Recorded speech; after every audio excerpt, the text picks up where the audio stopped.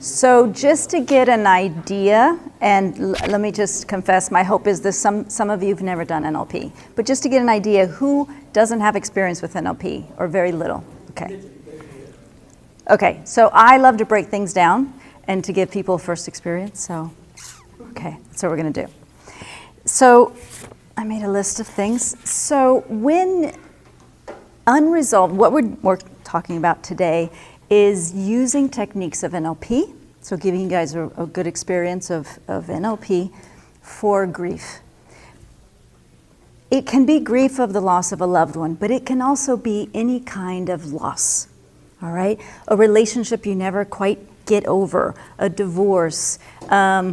I was actually still grieving my little Fiat 500 that died on a curve where no one could see me. And every time I see the little Fiat, I'm like, oh, my car, right? And so it can be minor things, it could be major things.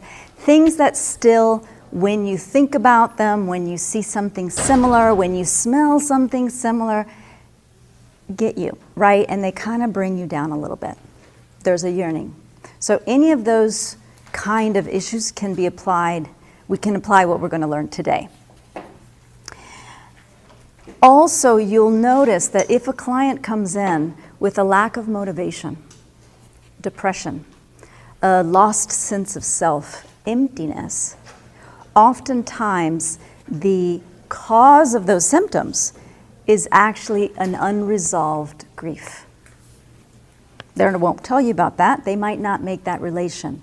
But if they're like not motivated even towards their future, it might be that there's this grief, right? Or not motivated to get another relationship.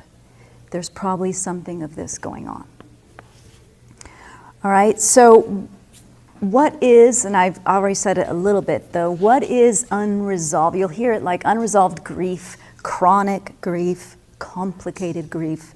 In medicine, they'll call it pathological grief. All it is that, as I just kind of explained, when you think about the person, when your client talks about a certain person, their energy goes down, right?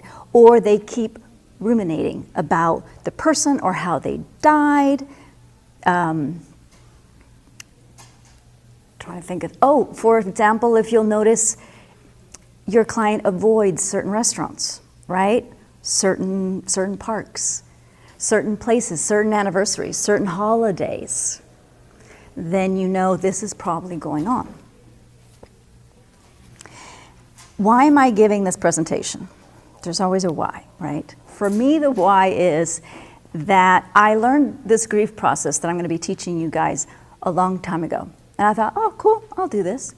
This is pretty good. I've worked on it, I applied it on myself, and since then, I've gone to a lot of different webinars and presentations on grief. And every time I've gone to one, I was like, well, that doesn't really add much more to it, right? And so it's like, we should all be doing this one. And then also, I learned that Freud, one of the fathers of psychology, in one of his major works from 1917, said that the resolution of grief, resolution of mourning, as he calls it, is the successful severing of ties and detaching of energy to this deceased person. Which is like, ugh. I think of my mom who passed many years ago. If I told her, Mom, I'm supposed to cut you off now totally, she would be like, from her grave, right? Even in 2015, so quite recently, the Encyclopedia of Social and Behavioral Science, told you guys I was a research nerd, states that the goal of grief counseling is working towards the gradual detachment, my mom's like, the gradual detachment of the deceased.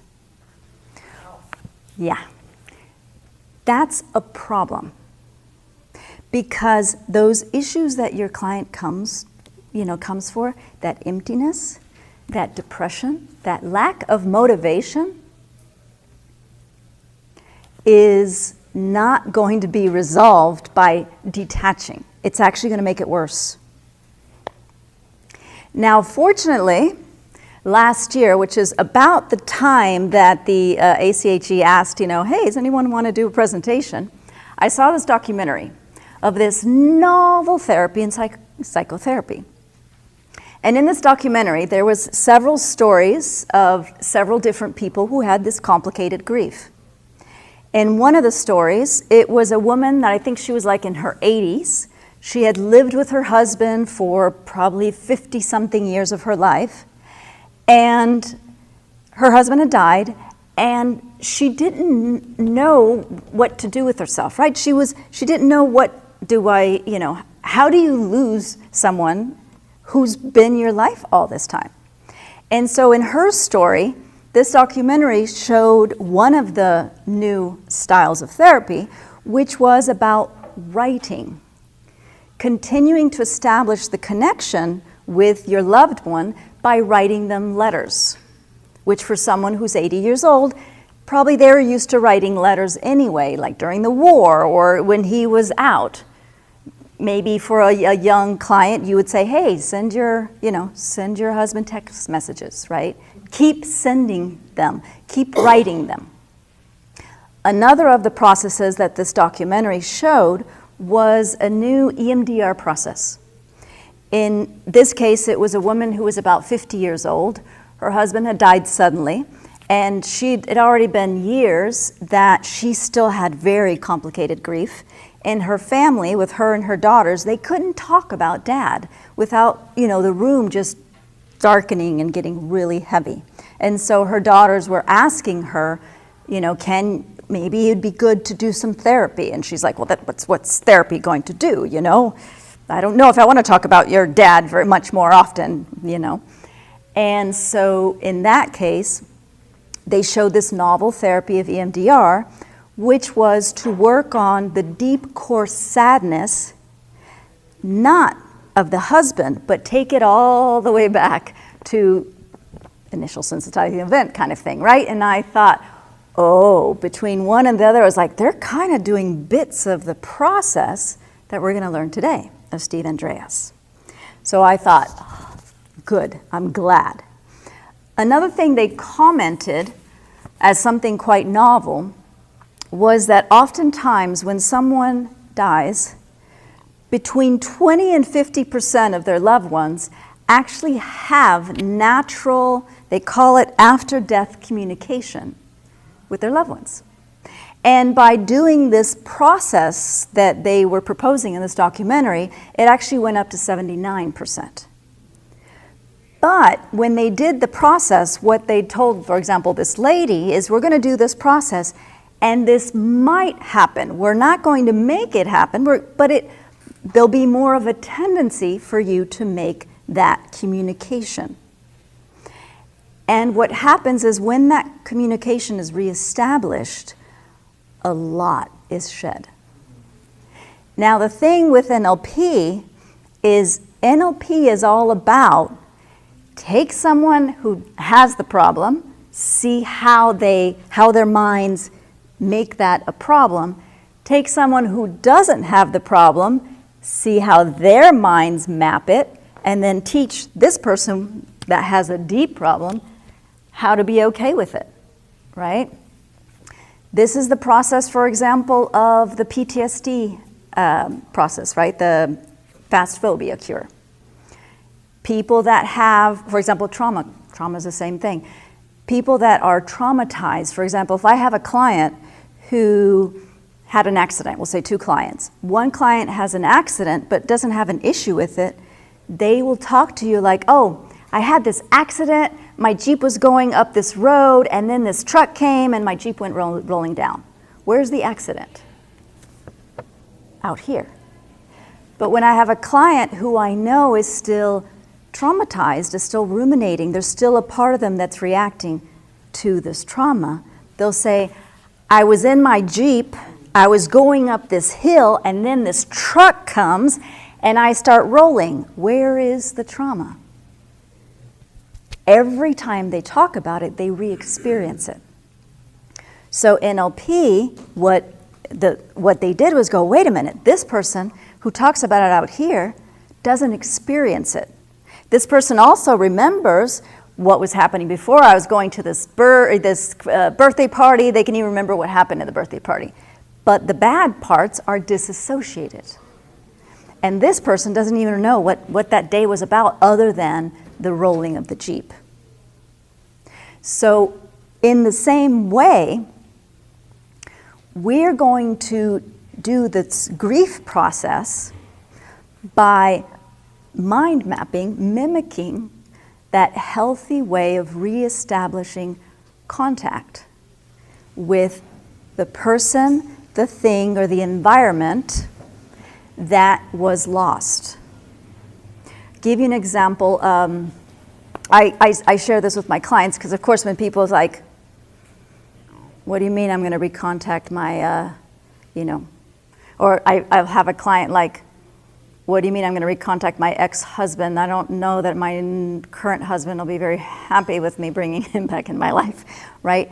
What I tell people always is around the time that Steve and Connie Ray Andreas was developing this process, this grief process, Robert Dilts, also a big name in NLP, was doing a longevity study. And in the study, he was looking at him and this other guy, which I have here written, give credit where credit deserved, Jap Hollander. He and Jap Hollander established a list of traits common to those that are centenarians, 100 years old, and are still very active and very vital. And one of the things that they discovered is that these very active people have reintegrated their loved ones in their lives. They didn't lose anyone. They just keep adding more. So I often tell my clients that story so that they realize it's actually okay. It's okay to love and love and love and love. It's okay to bring back loved ones. It actually helps you be more active, more vital, and more motivated. All right? So what I thought to do, before I continue, any questions, anything like, anything coming up, just wanting to check the room.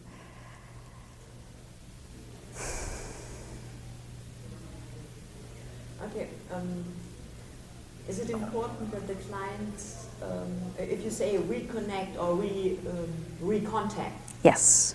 Does this have to apply that the clients believe in telepathy and in spirits or nothing? Okay. Nothing. I mean, so the question is, do they need to believe in spirituality or telepathy or anything to be able to contact, right? That's why I tell them the story of the, centenarians, the, people that are 100 years old, because it gives an example. Also, what I'm going to do here today for all of you is we're going to first do a short practice on something minor. Maybe it's a ring you had and you've lost it and you're like, darn it. Or like me, my little Fiat Cinquecento, right? Just for you guys to get that experience. Oh, I kind of like this. You'll notice what happens when you integrate this thing, person, or situation. I would suggest that maybe for this first little trial, as we get our, feet wet, to use something minor, something that isn't going to set you off, that then it's hard to bring you into, into just the practice of this submodalities, just like the PTS from association to dissociation.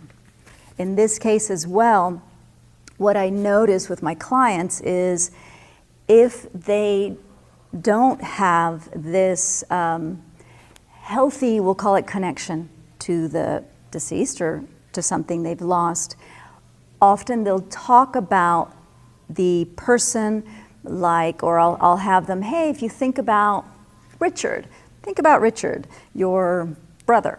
How does your mind think about Richard? They'll talk to me about Richard is that photo that's still on the mantle, right? Flat. Richard is looking over here and not at you, right? Richard is way off in the distance, or it's kind of dark. Or it's maybe the golf course that Richard loves. Think about this. Think about the brilliance of the subconscious. You've told the subconscious, and everybody around you has told the subconscious, Richard is gone. So your subconscious is going to map Richard. It's like, I always think, it's like the subconscious is like this great movie director, right? So if Richard's gone, the subconscious is going to map Richard like he's gone, and is going to make it feel like he's gone. So where's Richard? There's the golf course. There's no Richard, right? Where's Richard? He's this flat photo. Great expressive director of a very intense emotional movie. So what we're going to do is give Richard life. Because if I talk to that same person and I ask them, so is there anybody in your life, maybe it's your aunt, maybe it's a teacher that maybe isn't in your life anymore, but when you think about them, you go, oh, right. Aunt Betty, oh my gosh, she was the wild one. Just hanging out with her was just like going to a different planet, right? And they talk about them, and you can see they have associated into memory, and Aunt Betty's right there with them. And I'll say, wow, and what else? And I'll say, how far is she? She's like, right here. Is this flat or is it the 3D? Oh yeah, she's lifelike. Right? She's looking at me. Yeah, but if they say, no, she's dead, she's living up there in the graveyard. That's... But then she's not the resource you will use. So you will ask them, think about someone that when you think about them, it's almost like they're in the room with you. When you think about them, or when you see something that reminds you of them. Yesterday I went to was it yesterday? A couple of days ago, I went to Trader Joe's, and there was these tulips, petunias. I don't like petunias. My grandmother loves petunias. Every year, she would buy 200 of them and have them planted in her garden because she liked these big magenta strips of petunias. And then they die completely, and you have to buy another 200 the next year. I have no idea why. But when I saw those petunias, I was like, yeah, hard-headed grandmother, right? It was almost like she was there like saying, well, at least buy one, buy one, you'll like them. It felt like she was there. And that's what you want to use is you're going to have Richard, and you're going to have the person think about someone who is not in their lives right now, but when they think about that person, it's like the room lights up, right? They remember, it's like their bodies just take them right back to that kitchen with the wonderful smells of stew of your grandmother or your neighbor. If they don't have someone in that way, you can have them just, okay, think about your husband, even though they're not, they're not deceased, but they're not in the room. Let's just see how your mind thinks about. Yes? And do I understand you right that it matters that it is a positive memory? Because I'm just thinking of a person when I invite her to see the boyfriend that just died, she starts to cry, then I shouldn't focus on him, I should... Oh, that will be, you will ask her, would you like to have a different experience when you think about that? Is this a boyfriend? When you think about this boyfriend.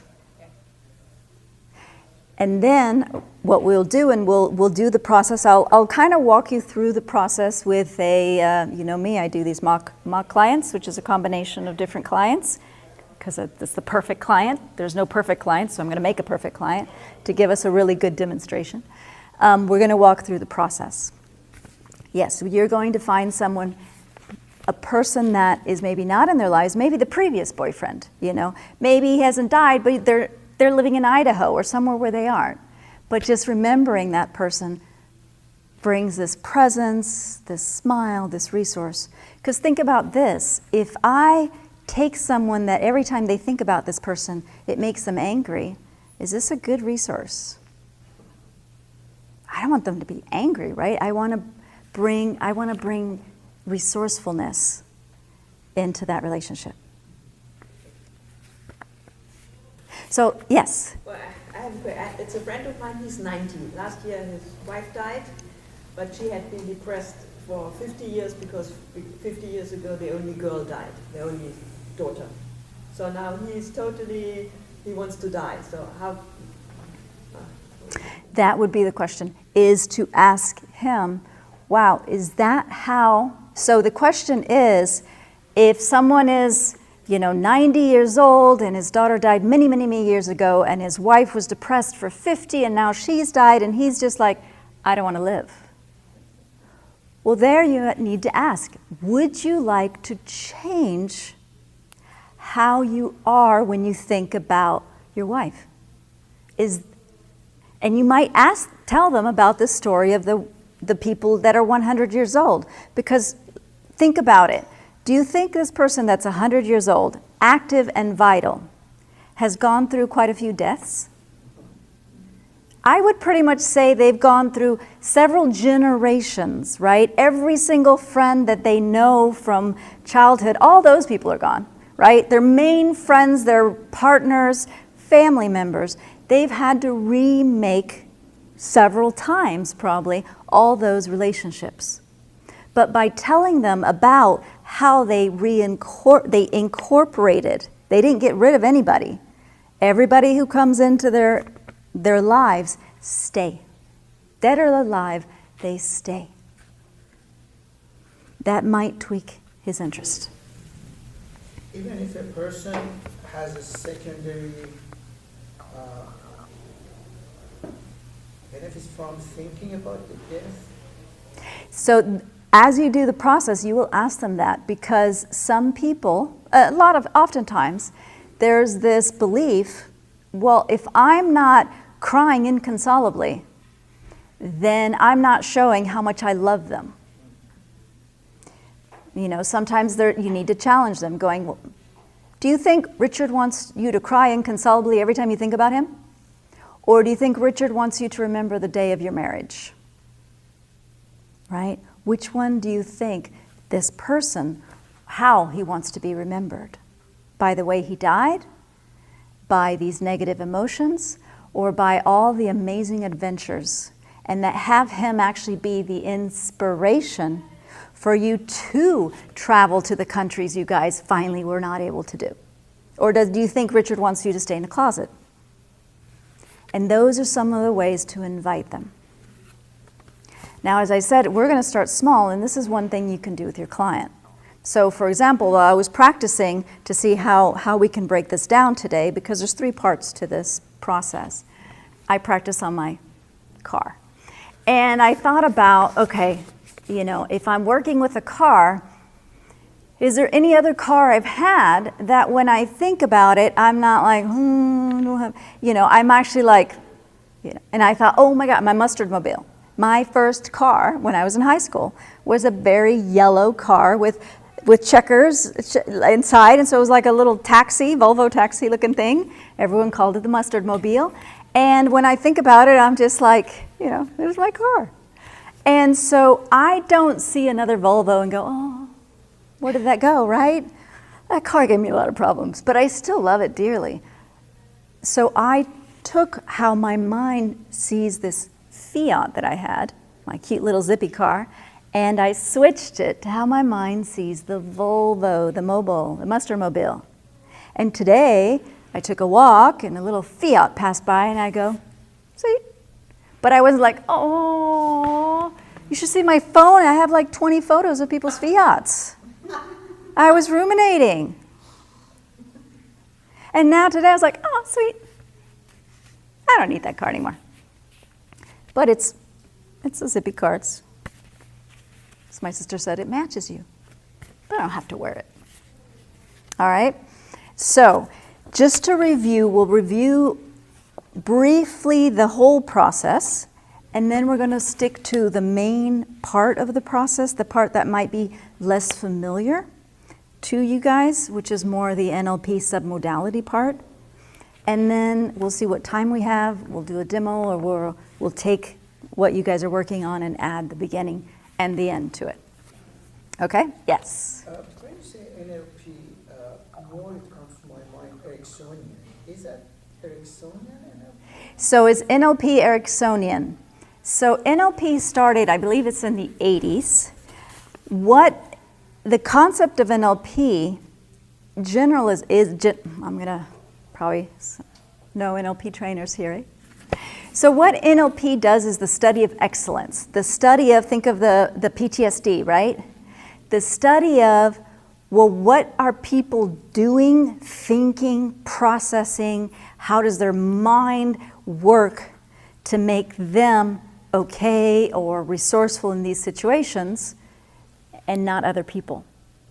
They're not looking and diagnosing problems. They're going, oh my God, these people are so excellent. What are they doing, right? And so NLP started studying 3 different excellent psychologists, anthropologists, Bateson, Fritz, and Virginia Satir. Yes. So they studied them to see what is it they're doing that makes their work so excellent. And then they would go off and test it and go, let's see, if I do the same thing, do I get the same success? They've used this, for example, with sharpshooters in the military, because you put all these people through training and a very small percentage becomes excellent sharpshooters. And so they brought in some NLPers and said, can you improve our percentages? You know, because it's expensive to train people, and then only a very small percentage get really good at it. So what they did was interview really good sharpshooters.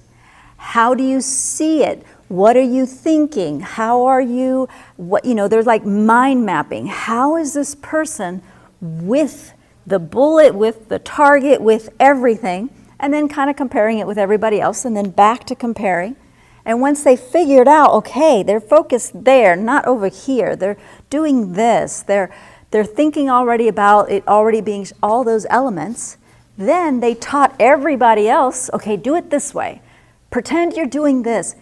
And they increased by, I don't know, 3-fold the amount of sharpshooters that were actually good enough to... Okay, but doesn't that mean that the teachers before, the teachers who taught those soldiers, they weren't good enough? That they should have been... Well, think about this. Usually, which is why, you know, with Virginia Satir is, you usually don't know what you are doing, that we're not conscious, right? What we are doing that makes us, like someone, 2 people go through that car accident, they are not aware. The guy who doesn't have PTSD isn't saying, well, yeah, because I'm thinking about it over here, so this is why I don't have PTSD. We're not aware of how we map things, just like what we're going to do today, and that's why I wanted to get that first little exercise, is so that you can become aware, oh my gosh, this is how my mind maps bringing something present. So it's about consciousness. That's what Bringing it into consciousness, yeah. Those unconscious submodalities, most of it's like how they see it, how they sense it, if they smell it, they feel it, or they don't feel it, all these elements. Are they here? Are they here? You'll actually notice as we do this process that the biggest change is that something that you miss might be right here, and something that is still present, like my mustard mobile, is over here. Such a minor change. And yet I bring the fiat over here and I have so much less problems, right? Or it's here versus here, or 3D versus flat. Basketball players, like, how? I can't do this. But then you compare with a basketball who does the shooting right there, and then you say yes, and then Yes, moment of yes. change comes to your... You want to become an excellent basketball player, you want to get into their minds. You want to get into their submodalities. You want to see, are they smelling the hoop? Is the hoop feel like it's here? Does it feel like it's here? Does it feel like it's flat? Is it 3-dimensional? How are you seeing it? Are you noticing what's around you? And then mimic that and teach it to all these people. And if they do just as well, you just figured it out. So, with regard to grief release, Yes. you mentioned that sometimes they feel they have to cry at a very beloved person. Yes. Okay. Yeah. Will you say it as a pre-requirement that they want to release their grief and then only this method will work? Yes. So the question is, some people think, oh, I need to be crying. I need to spend a year in black and crying and you're really letting it out and going through my 5 processes of the grief and I haven't finished. That will be a belief. And you can ask them, would you like to go through that complete process and come back to me when you're ready? Or would you like to change that process now? Right? I've had, what I love about knowing this is I've had 3 clients in which they're starting to work with me for something and their mothers die. I don't know why. Happened to all 3. And we actually did this process because they'd worked with me already a couple sessions. We did this process 2 days after their mother died. Pretty much all the cases within a week of the person dying. And it allowed them to release the trauma of the death because it was unexpected, a car accident, or just the whole medical mess. They were able to release that much quicker and reconnect with the positive aspects of their mother. And we released and did forgiveness work of, the things that they didn't want to bring along, right? It's like, I love my mom, but there's certain things that we have a boundary. She's not allowed to have opinions anymore. I get to decide, right? What parts or what things where I want to invite her in. So let me give you an example of the entire process, and then we'll work. Okay, so you have here, without the red, which is me, you have here the 3 elements of the process. As here you referred to the obstacles, right, to doing this process. Before you can do this process, if the death or the loss of their home was traumatic, that can get in the way of doing the process easily. So you want to check in when you start. Are they, is it just a little like, my dad had a heart attack at 42. He died at 83, and we spent 40 years thinking he was about to die. So we were very prepared, right? Every time my sister would call me, I was like, Dad? She's like, that's fine. So I was just calling you for da-da-da, right? We had all expected it. With my mom, it was an unexpected death. So I processed an accident in this obstacles to success, right? You want to separate the person from any trauma of a death. You want to do that piece first. Also, if there's a lot of anger, so one of the women who I worked with, her mom died a couple days after working with me, and I thought, did you do this on purpose? And there was a lot of anger with her mom, and a lot of, we've never reconsolidated for this or that, so we worked on some forgiveness stuff. And we created some boundaries. Okay, we're not bringing that part in, but let's connect to the aspects, to the parts of her that are dear to you. So you want to make sure, and this was what the EMDR process of that documentary was all about, eliminating or mitigating, lowering that core sadness bit, right? If your client starts talking and there's a deep sadness or abandonment, as I kind of said yesterday in my other presentation, that's probably not the first time they felt this, right? So you want to work on that so that then it's easier to make this modality shift with the person, okay? So that's like our groundwork. Then, once we have done that piece, we'll be doing this submodality change part, the NLP grief process. Okay, we're going to find the person we want to have a better connection to. Think of something similar if we're working with a person. Think of a person if we're working with a car. Think of a car if we're working with a home. your recent home burned down, but your childhood home is still, something that you connect to. And we're going to do that submodality change. And then lastly, very important, and NLP emphasizes this all the time, is you want to take the work you've just done and you want to put it out there into their future. Because if not, they're going to feel happier, they're going to feel a bit more content, but they might not leave their house, right? They might not make any changes or any new activities or go and visit those countries that they didn't finish visiting with Richard, right? You want to actually take those things that you loved dearly, those qualities, those goals, those maybe relationship, you loved how authentic you were within that relationship. You want to take that into the future. See, one of the things I noticed, see if I can, so one of the things I noticed is, and you'll notice in your clients, is when your client is telling themselves, I've got to get over this person, I've got to just let him go, they're also telling their mind, I have to let go of all the qualities I appreciate in this person. So if this person made me laugh, I need to let go of laughing. If this person, lightened up my day, I need to let go of lightening up my day. And so what will happen is a lot of your clients that attract toxic relationships is because they've let go of that relationship that was loving, and they let go of everything. Because the subconscious generalizes. And if you're telling your subconscious, let it go, let it go, let it go, you're letting go everything that has to do with that relationship. So we want to actually do the opposite.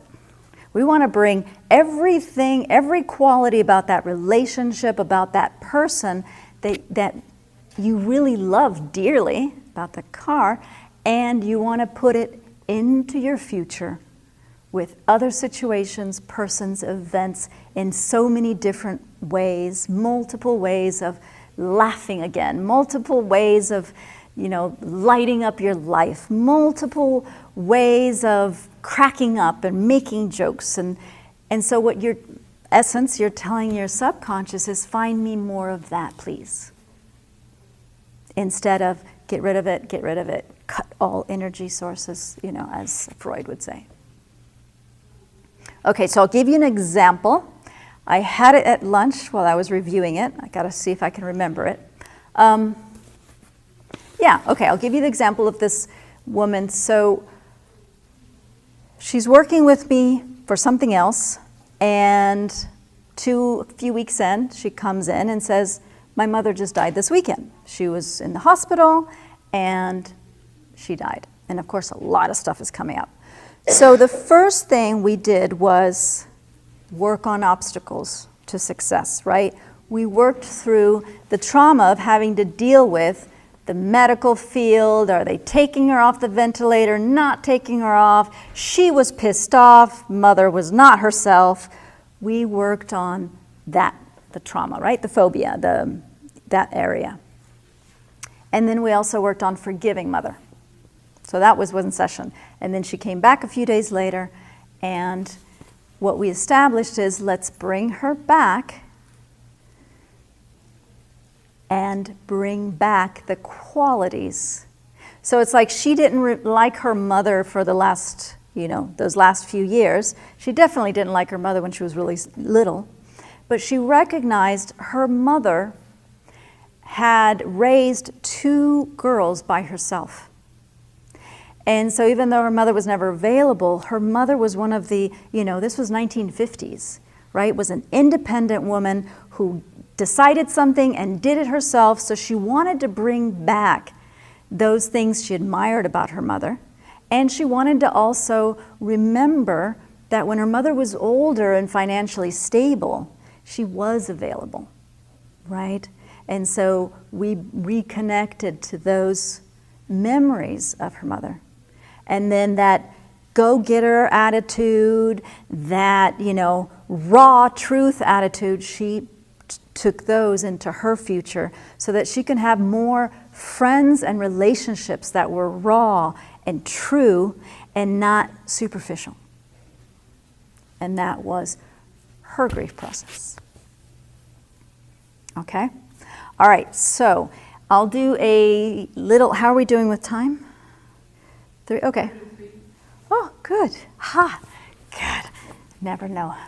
So I thought to do like a small demo of just those submodality changes.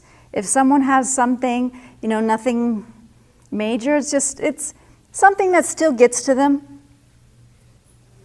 Come on up. All right. Let me get my notes. I don't trust my memory right now. And your name? Gabriel. Gabriel. Okay. All right. So, Gabriel, thank you for coming up here. You're probably just as nervous as I am, maybe. A little bit. So as we were doing this process, what would you like to reestablish a relationship with? Okay. Well, it might sound very childish, or what do I know? It was like 30 years ago or 35 years ago. I like scarves. Like you just saw me, I have lots of scarves because I don't like air conditioning. I just like to have them around. And it was many, many years ago. I was maybe 18 or 19 or 20. And I had a beautiful silk scarf. It was big and it had the turquoise color, just this color. And well, I lost it. I was somewhere and I lost it. Maybe it wasn't tight enough, but it's gone. I lost it. And it was just lately, I have 100 scarves, I have 100 shawls, and they're all beautiful, but once in a while, and it was just lately that I think of this scarf. Oh God, I didn't pay attention, I wasn't, it was silk, so it was expensive, it was special, I should have taken more attention, or I should have, so this just came up when you were talking about that. So it's, well, I could go and buy myself a scarf, and I guess maybe I would even find the color nowadays, but yeah, that's just perfect example, right? It's human, it emotional. Still kind of grabs you, and I wonder if it's part of the motivation of having so many scarves. Well, that could be perfectly. Yeah, that's it. You're right. I have beautiful scarves from all over the world, wherever I go. They're most beautiful, but once in a while. Yes. Okay. Perfect. So can you bring back the scarf to me? We will ask you how does it feel like it's back? Well, let's see. Let's experiment, right? Okay. So when you think about this blue scarf, this turquoise scarf. Well, I have to say that. Yeah. Imagine you would give it back to me. I don't even know if I would wear it, if I would use it. Because by now I have so many other ones, and maybe it's not modern enough, or maybe it wouldn't fit to my outfit. What do I know? So this just came into my mind. But I just wanted to let you know what's going on in here. Yeah. Well, it's the same. It's like I wouldn't buy another Fiat 500. Hope there's no, because those engines don't last. And I'm not going through that again. But still, But there's something in there's us that this, somehow. yes, there's grab. There's that. It's still there. Yeah, that's right. Okay. So what we want to do is something similar. Obvious. It can be, think of a scarf, or maybe not even scarf. Think of some other clothing that maybe you don't have anymore, but when you think about it, it actually makes you smile. It's just, it's like a dress you had as a kid or something that when you think about it, it's just like, oh. When I was studying at university, I had a dress. At that time, that was modern, so it went up till here. So it was a dress like this, but you had to step into it. So it had trousers, but you couldn't see that. It was like a reddish with flowers, and that was very beautiful. But then I found out that it's sort of, if you want to use the bathroom, you have to sort of step out of it, and that wasn't really very comfortable. So finally, I gave it to somebody, but it was still beautiful, and sometimes I think of that. That's right. Okay, yeah, and when you think about it, I'm seeing a smile. She's practically putting it on. But I see myself being in the bathroom, how difficult, or sort of how much you couldn't just go in 2 seconds and be back. It took time. So yeah. Okay. All right, perfect. We have our counter example. So now, when you think about the blue scarf, okay, there it is. The first thing that comes to you when you think about the blue scarf, What do you see? I know you're looking up. What do you see?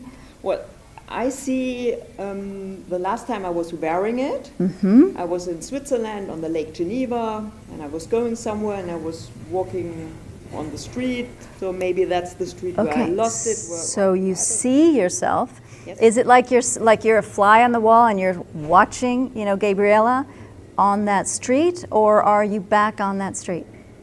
Well, it's sort of that I'm seeing the street, sort of. You were seeing the street where you were walking.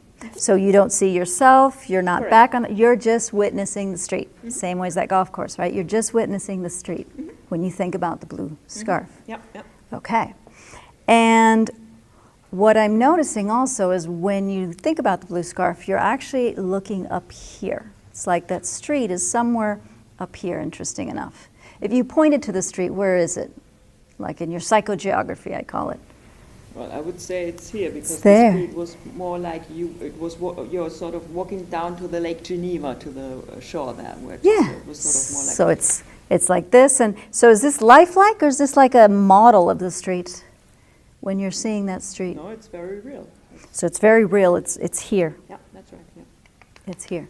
Yep. And is this flat or is this three-dimensional? The street you're seeing No, right it's here. three-dimensional. Okay, it's three-dimensional. It's up here. Because next to the street it's a beautiful area, and the south, so they grow wine, very beautiful. So behind that there's all those wine vineyards. Things like Okay, so you see that street, you see the wine vineyards, all the details of this location. Okay, good. Now, think about, this is very pretty. It's like, I imagine you have many little the scarves. That's what I like, Yeah, it's all the extras. I always say you just have to have background clothing and then just, bling it up. All right, so now think about that dress at university. That gave its problems, but it was really beautiful.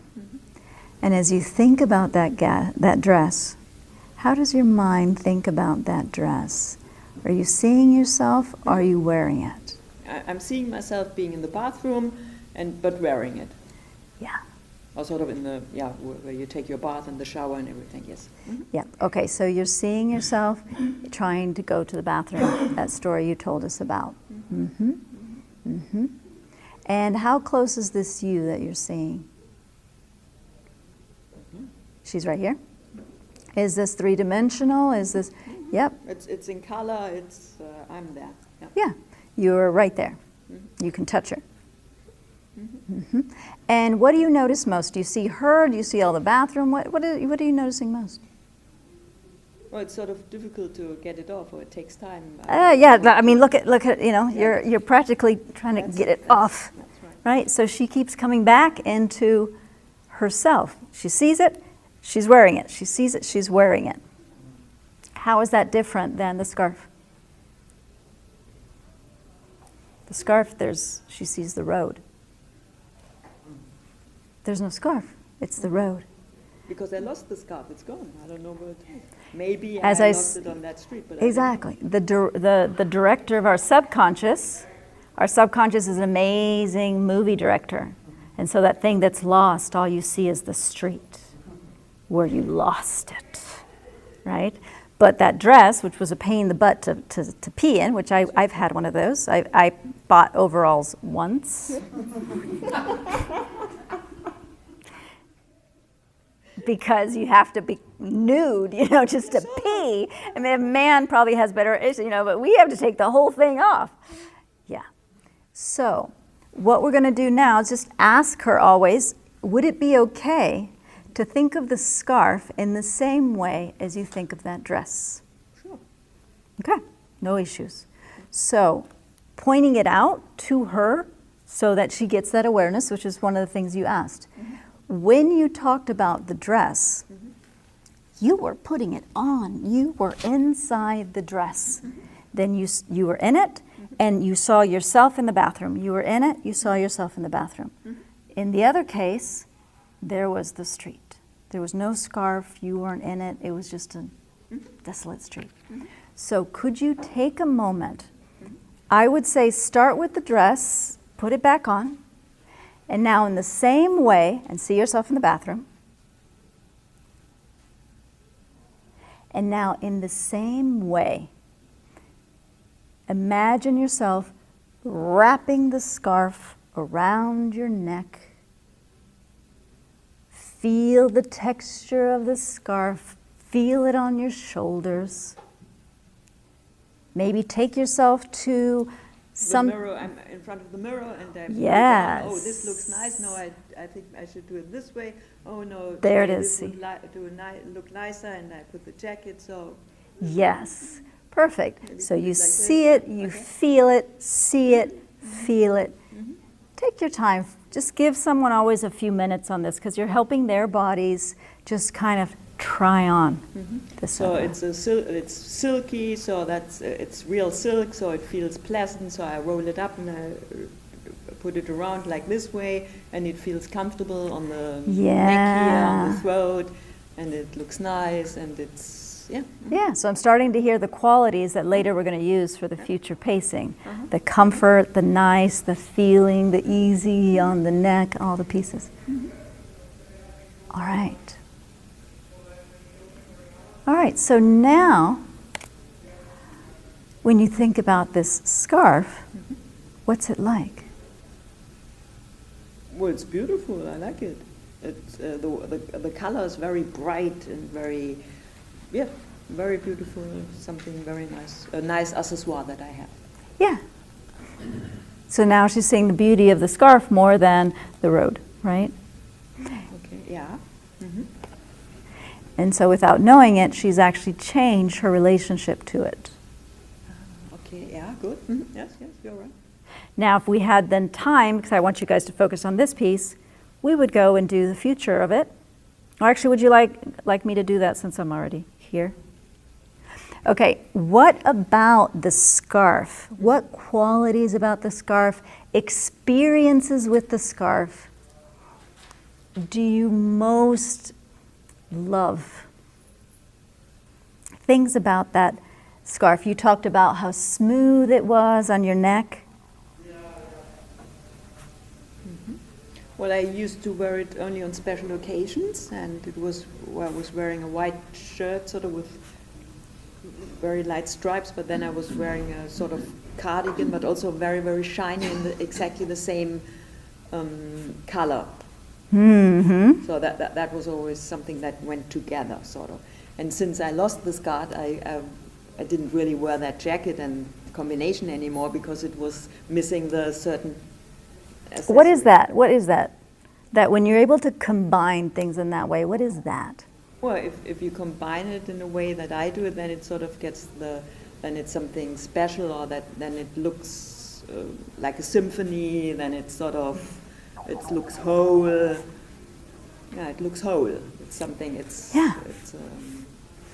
a piece of art for me personally. Yes, Like how it I has dress. become a piece of art. That's right. The way I dress, because it has to suit me. I like to look at me, how I feel comfortable in it. And since the scarf isn't there anymore, that sort of was gone for that part. So, Yeah. and maybe it's even connected with the area it was in Switzerland, Lake Geneva, summer, blue skies, water, holiday, vacation, things like that. Yeah. So it's even connected to vacations, connected to this beautiful place. And going out to meet somebody, or for the evening to go to dinner or something. Yeah, yeah. So imagine taking those qualities, putting them out in front of you, maybe a little bit towards the right. Future tends to be towards the right, not to everybody, but mostly. And actually, as you kind of place those out there, this is a piece of work, a piece of art, right? And it's mixed with also feeling comfortable. This together, things are working together, right? There's a symphony to it, a wholeness. And as you just think about these qualities, think about different ways you could experience those same qualities once again. Maybe these are also different suits, different combinations. Maybe it's jewelry with things. Just think of all the different ways you can create this art this live art in the future. And because it's the future's never 100% clear, right? Always says, when you make plans, God laughs, kind of thing. So make it kind of hazy, like it could be this or could be this, just kind of many different options out there. And now take those options, imagine them like cards of a deck, and imagine that each one of those options just like triple or quadruple, and then all of a sudden there's a lot more of each one of those options. There's even more of them and more of them. Well, the deck of cards is high like this, and there's another one. Yeah. And take all those, make sure their edges are maybe nice and bright and colorful and beautiful and shiny like this scarf was, and take them all and just throw them out softly into your future there in front of you, so that you see all these images and all the possibilities and combinations, some very close, some very far, and all of them beautiful, art, whole, together, special, comfortable.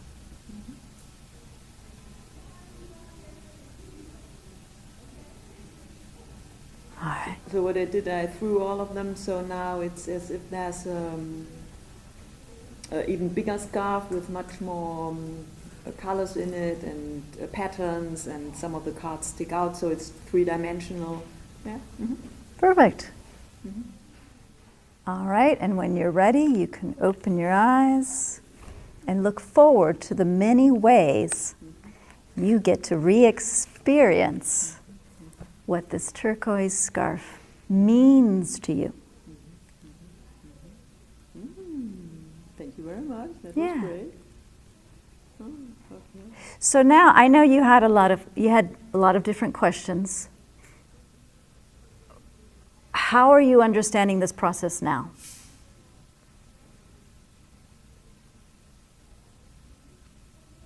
I can't recreate the scarf, but what did we do?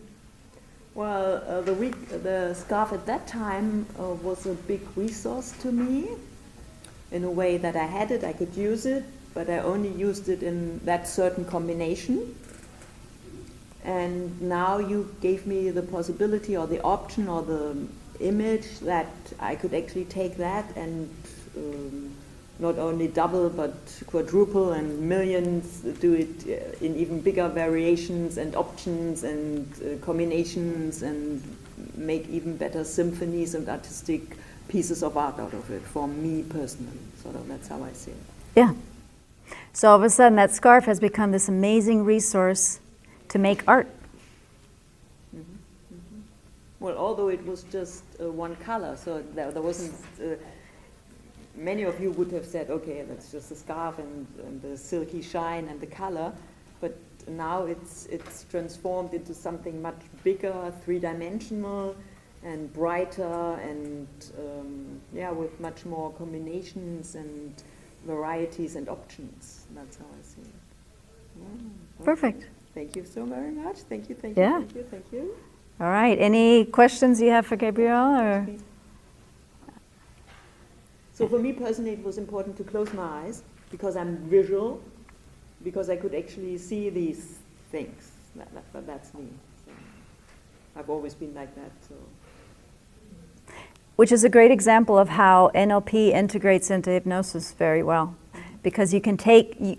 So what she said was that for her, she's very visual, and so by being able to close her eyes and do this, it was very powerful. She was able to see all these different options.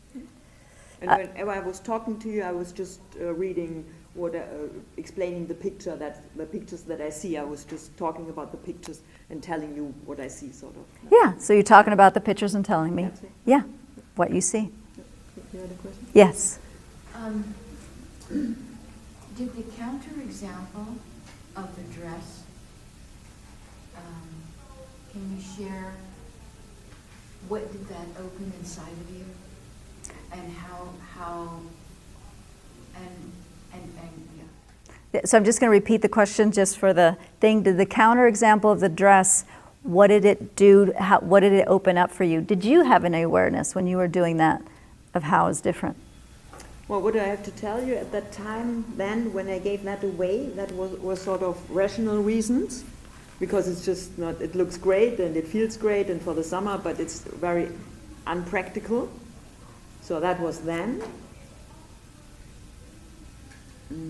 And now I just saw myself again in that bathroom and was sort of, yes, I like it, but the contra parts, they are way more than the pros, than having that one, and that's why it was so easy for me to let go of it. So the contra against the dress was higher than the pros, which was easy for her to let go of it. So that's sort of how Okay, so my question is using the counterexample a way for the conscious and unconscious mind to begin to redirect the space to let go of the energy, the letting go of the turquoise scarf. Is it a step in that direction? The question is this a step in the direction of letting go of the scarf? If you think about it, we took that scarf, we reincorporated it, and then we just exploded it out into the future. We actually took it and cranked up all the positive traits that had everything to do with that scarf. And you will be doing the same thing. Be it a person, which sounds kind of strange to blow them up, and we're not going to blow them up, but we want to take those, I'll use this a lot with someone who's had a divorce, and it's like been 15 years, and they haven't had a new relationship. And that tells me that when they divorced, they lost not just that person. They lost their confidence in loving and being loved. They lost that connection.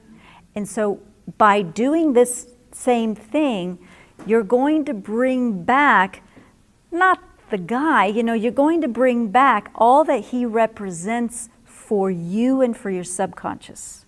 the qualities of All the the person. qualities, all the positives. And if you tell your subconscious, and I have a great story that I'll tell you at the very end of actually written by Richard Bolstad, his experience of this.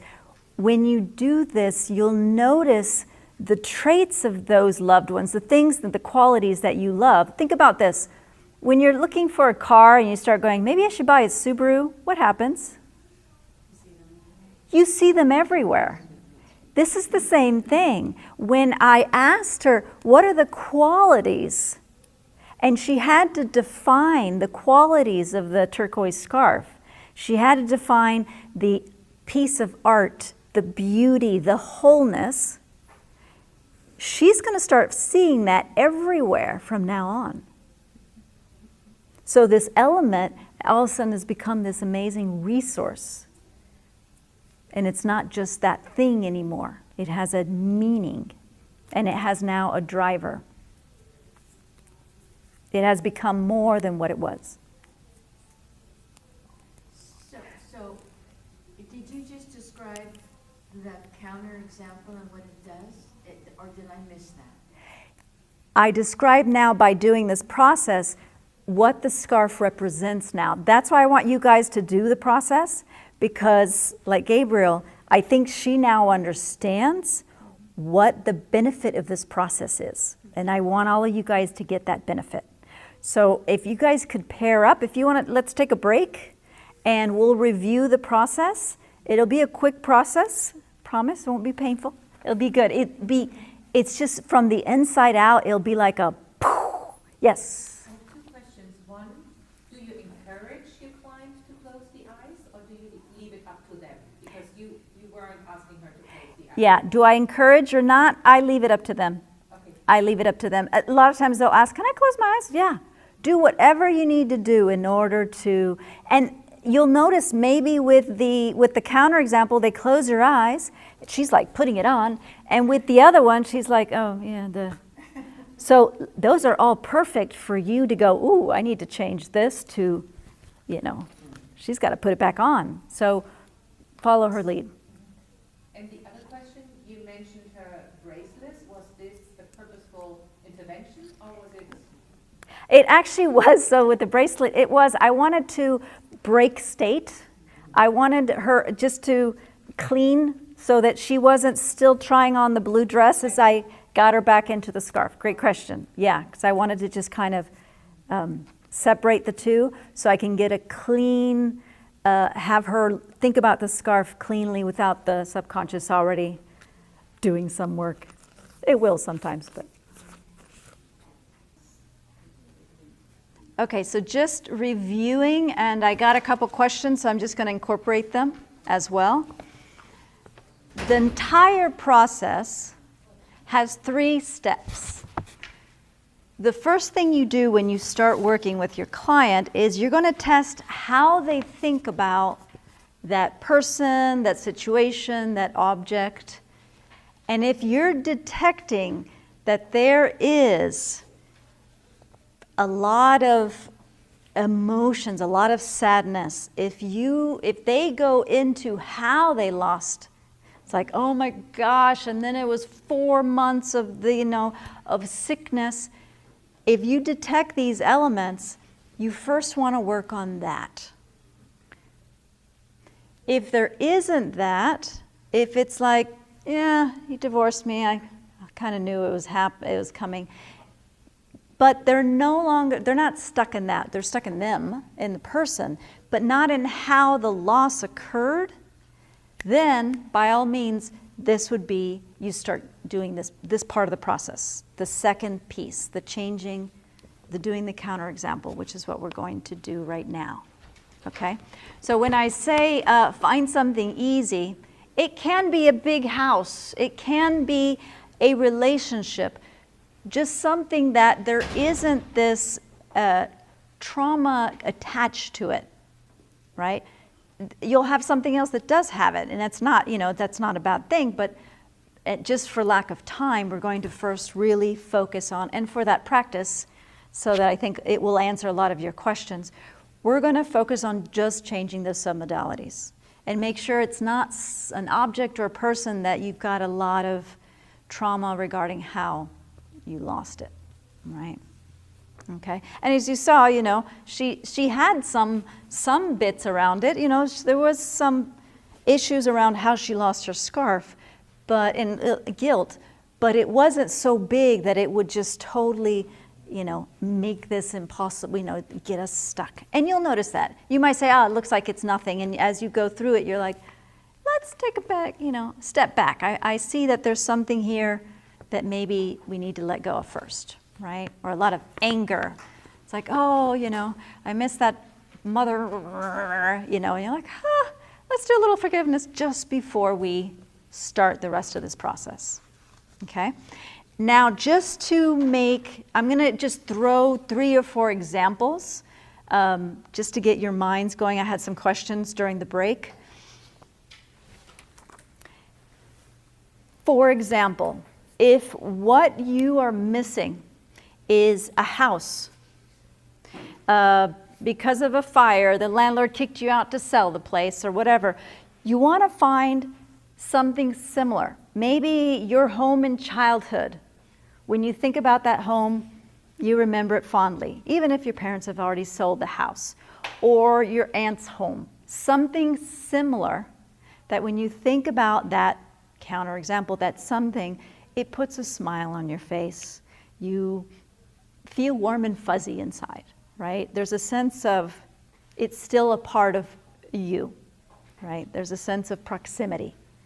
So if it's a pet, your last cat, well, maybe it's another animal you've had before, right? If you can't think of one, maybe it's the pet your sister had. You think of that pet fondly, but there's not that same heaviness to it. You want to find something similar. When this process doesn't work, this is actually a very similar process in allergies. If the allergy doesn't take, if it doesn't change, it's only because the counterexample wasn't close enough. Okay? As you saw, what we were looking at is once we've got our 2 pieces, once we've got the person or situation or object that just keeps zinging us, right? When you think about it, you're like, oh. And then we have that counter object that we're like, ah, I remember that. Once we have the two, we want to find out how do they think about this and just track them. Because even what she said was not 100% what she was doing in her body. And so you, as the practitioner, are tracking everything. And so if you remember, for the scarf, it's a street. It's a street, all the details of the street. There's no scarf anywhere. But when she talks about the dress, she said, I see myself in the bathroom, but she's like, I see myself in the bathroom. What is she doing? She's not only seeing herself in the bathroom, she's putting on the dress. That's how her mind sees something and experiences something that even if it's not there in her life anymore, it's still a very good, resourceful thing that's still present for her. So you want to mimic this thing that she's efficient at, she's good at. You want her to mimic the scarf in the same way. So for example, if I think of my mother, and when I think about her, she's looking away from me and she's doing her own thing over here, and I'm sad, and I'm like, yeah, I see her. No, she's reading a book. You there? No, I'm just seeing her like a fly on the wall. Yeah, it's like a fly. And yet, when I talk about my grandmother, I'm like, oh yeah, I'm sitting in the living, I'm sitting in the kitchen, and she's cooking, and she's talking to me, and it's just this loud. All of that are submodalities. All of that is how my mind constructs something that's still present to me. And so I want to take bits of this and start putting it there. Well, instead of your mom looking at a book, what happens when she's looking at you? Do you recall a time being in the same room and she's maybe looking at a book and she looks up and talks to you? Oh yeah. So imagine that. She's looking up and she's maybe sharing, oh yeah, she used to do that. Okay, so she's looking at you. Does she feel closer or still far away? Oh no, looks so much closer. Well, what happens when we put it, your grandmother was over here, mom's over here. What happens when we put mom over here? Oh yes. This is the submodality that makes the big difference, right? This, and you'll see it. With her, all of a sudden there's like, it's like, it's back. Then that's the submodality. Yeah, you can add more of the other submodalities, but location tends to be big. And association, she associated, right? She got into it, is also big. Do you have any tweakage you would offer for the pre-grief? You mentioned pre-grief on here. Okay, so tweaking for pre-grief. Yeah. Again, finding similar, for example, one of the women I worked with, interesting, she came in for one thing, her mom died. Actually, she came in for her husband dying, and we were working on that, and her mom died. And so we worked on that. And then she said, you know what, one thing that really scares me is my mother-in-law and my father-in-law dying. It's just terrified. I don't know who I will be when that happens. So I use the same process. So it can be an aunt that's already died, right?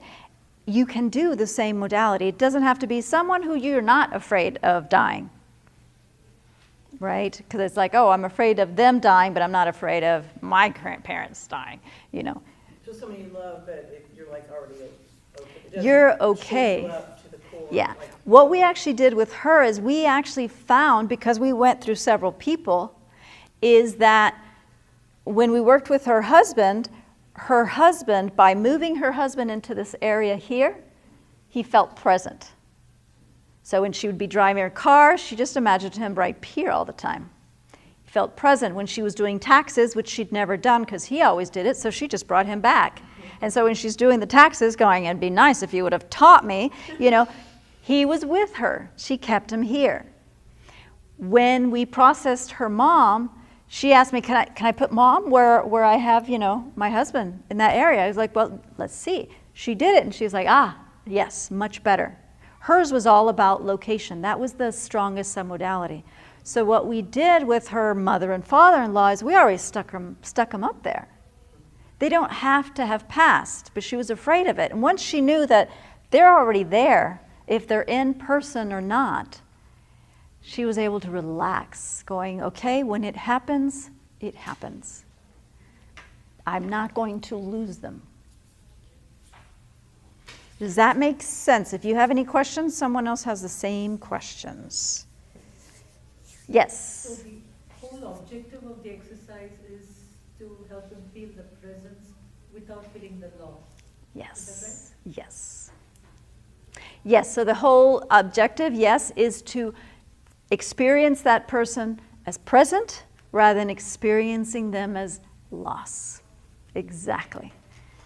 Yes. Not only as present, but with all the resources, right? Or is We'll first start with experiencing them as present. As they're present, it'll be easier for us to then get the resources to then future pace it and everything else. Does that make sense? I'm not sure. Ask me again. Maybe later on. Yeah? Yeah, that's why. Let's do the process. I think a lot of questions will be resolved, or you'll be like, oh my gosh, when you do this. And you go, oh, a lot of her values, even before I asked you what qualities, she was already there going, oh yeah, I remember this, all those qualities came forward now that she let go of that street. Okay? One last thing is just the two counter and the example. Is the first person is the one you're feeling the loss with, and Yes. the second person is you're feeling the presence with. Yes. Is that right? Yes. Is the first person the one you feel lost with? Yes. And the second person is the one you feel present. Yes. And then you will ask them, as you think about this person, where does your mind go? What do you see? Where are they in your psychogeography? Watch their eyes. I don't know, they're here. Oh, it seems they're somewhere up here. Yeah, seems like it. Another one, when you think about this person, how do you think about them? Oh, well, I'm thinking, oh, they seem to be here. Oh, yeah, they're right here. What happens when we do this? Oh, and you'll notice, oh, that's different.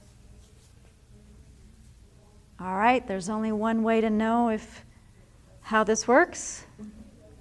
Pair yourselves up. Any questions, let me know. Sample, counterexample. Let yourselves fail. That's the best way to learn. So there's not following it. It's the part two. Part two of the papers. We're going straight into submodality change. If you want to follow part two of the paperwork. So coming back, I'm just going to review the process once again, and then I imagine probably a lot of you have had all sorts of experiences. And maybe questions, right? If you guys remember, we were focusing on, let's say, the principal part of this three-step process, playing around with changing the modalities. But as some of you have discovered, is if that person or thing that you lost, there's a lot of unresolved angers or that idiot doctor. If you go, we're just going to stick to the submodalities, it's going to keep coming back up, right? And it's like, okay, that's the process of being a hypnotherapist. You have an idea, and in NLP, we always say, you just go, nope, oh, this one's going to work, right? So when you notice that and you can't continue the process, you're like, all right, let's clean this up. Let's clean that anger because there's a lot of energy there. We need to clean that so that we can continue forward, right? One question that came up is, once you've done the process, and for example, you Maybe it's your father was unresourceful, or there was a lot of sad, and with mother, there's, good resourcefulness. What do you take into the future? What qualities? We want to take in the qualities of the person who was originally the person that got you down, right? So if this is father, if mother's here, father's here, and it's just an image of father, very skinny, very old, we bring father over here where mother is, and we probably also youth him, right? I don't think he wants to be remembered old and fragile, right? He had a lot of years that he wasn't. So we bring him into this location and we test. Might make no change. Okay, it's not location. Okay, let's see, what is it, right? And we play with those submodalities, and we keep comparing with mom, which was the strong one. But once we finish that, what we want to later, launch into our future is mom's probably already there because she's still present to you. We want to launch into the future those qualities of dad. And this might be the first time they actually sat with and thought about, what are those qualities about my dad that I love, that are so rich? And so you give your client that time to think about it. He was a joker, he was empathic, he was a great hugger, right? Any of those elements. And then those you launch into their future so they can experience more of that. All right, what happened? Yes? Quick question. Is there a time frame when this is optimal? I'm just thinking about deaths that occur in war, or deaths that occur violently, and there's a lot of grief. So is there a time frame to move away from that deep grief a little bit, or not? I have done this a few days after mother's car accident. However, you want to first deal with And you said that. the trauma. Okay. If they saw their friend blown up, you want to deal with that piece, because it's hard to reconnect. The body, the mind's going to be like, yeah, what about this? What about this? What about this? And you'll notice it gets in the way.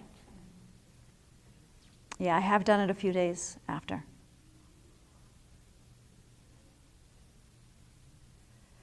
Any other questions? Any other? Yes. Yes. How does one know that somebody is ready to release the grief? How does one know when someone's ready to release the grief?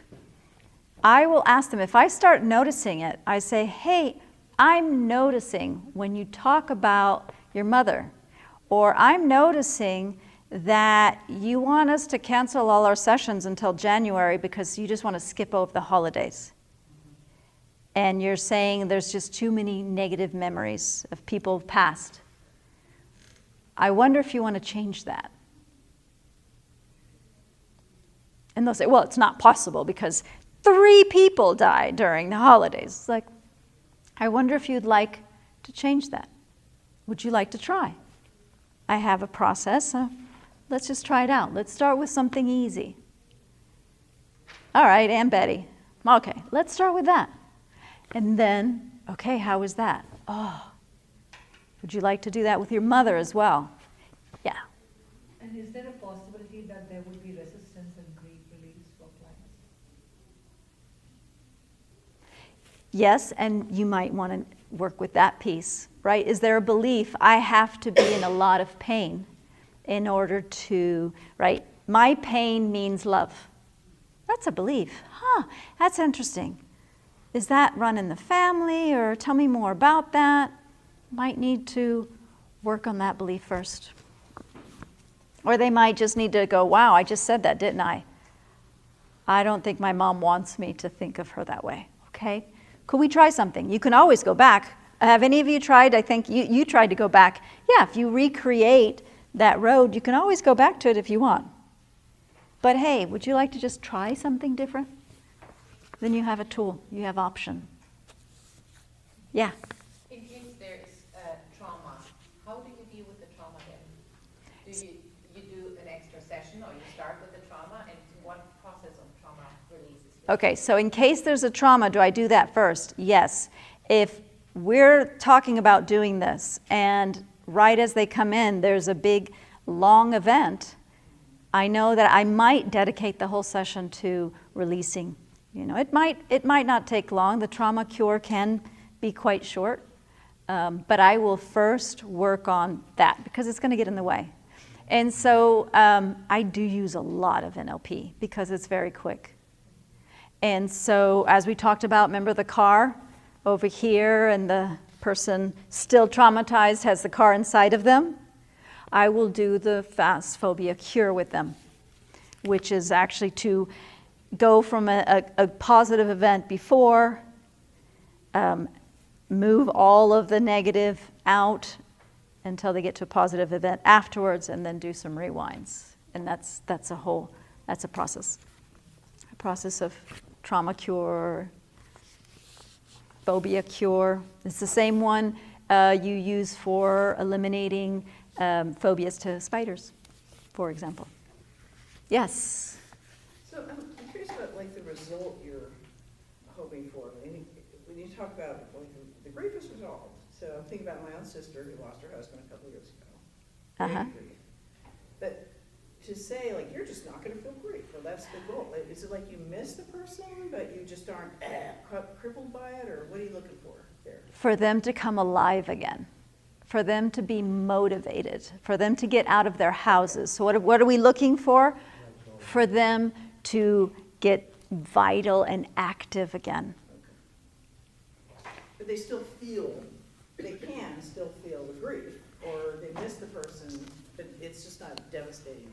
It is not devastating. And what will happen is, let me ask you, do you miss your scarf? I know it was just something small, but if you think about it now. No. I think one comment I have is that to even say I'm missing that person is to counter, talk about saying not feeling their presence. Whereas what we are trying to say is we are bringing their presence right there. Yes. Like when I think about my mother, and she passed away much more recently than my dad, I feel her presence every single day. There's no question of missing. Okay, oh, Mom, you're here. But it was my dad that I was missing, and because I couldn't, so I'm going to try and see if that after today's process, whether that becomes more. Yeah, and so as she was saying, she's like with her mom, she never goes to, I miss her. She feels her presence every day. With Dad, it's different. By doing this process, we are recreating that after-death communication, right? We're recreating it. We're bringing the presence. And once we've done that, we're actually telling our subconscious, it's okay that they come back. I think pretty much after this process, I would have these dreams, and I'd be in my dream, and then I'd be like, Mom? And she'd like, and it was like, and it was just, in a moment I'd be like, but aren't you dead? And then I was like, okay, so what we're doing is we're getting on this train because we're chasing this thing, and she'd be like, okay, and so she would follow me. And nowadays, sometimes I'll catch her in the dream, and I was like, come on, and it's just now automatic because she appears in my dreams all the time. She just comes to travel with me, right? Once we've done this after-death communication, that with this release of the major sadness, etc., increases to 79%. I think with this process of NLP, it's probably much, much higher. Because now your subconscious expects it, right? Think about the Subaru. Now it's like when you're starting to look for Subaru, now you see them everywhere. Now when you have her presence, it's like you notice them everywhere.